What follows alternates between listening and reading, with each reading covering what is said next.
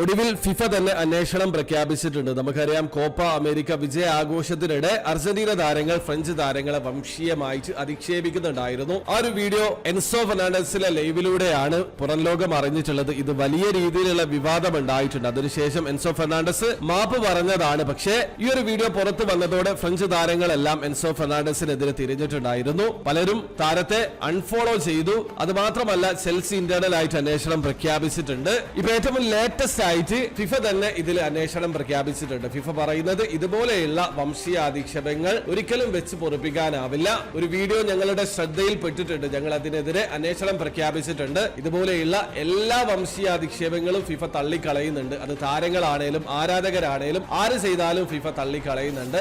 ഏതായാലും ഈ ഒരു വീഡിയോ പ്രചരിക്കുന്നത് ശ്രദ്ധയിൽപ്പെട്ടതുകൊണ്ട് തന്നെ അന്വേഷണം ഫിഫ ആരംഭിച്ചിട്ടുണ്ടെന്നുള്ള രീതിയിലാണ് ഇപ്പൊ ഫിഫ ഒഫീഷ്യലായിട്ട് സ്റ്റേറ്റ്മെന്റ് ഇറക്കിയിട്ടുള്ളത്. ഏതായാലും അർജന്റീന താരങ്ങളുടെ ഭാഗത്ത് നിന്ന് വലിയൊരു വീഴ്ചയാണ് ഉണ്ടായിട്ടുള്ളത്. ഈ കാര്യം ചൂണ്ടിക്കാണിച്ച സമയത്ത് എൻസോ ക്ഷമ പറഞ്ഞിട്ടുണ്ടെങ്കിൽ പോലും ഈ ഒരു പ്രശ്നം ഇവിടെ അവസാനിക്കാനുള്ള സാധ്യതയില്ല. ഏതായാലും ഇതിനെ കുറിച്ചിട്ടുള്ള നിങ്ങളുടെ ഒപ്പീനിയൻ തീർച്ചയായും കമന്റിൽ അറിയിക്കാൻ ശ്രമിക്കുക.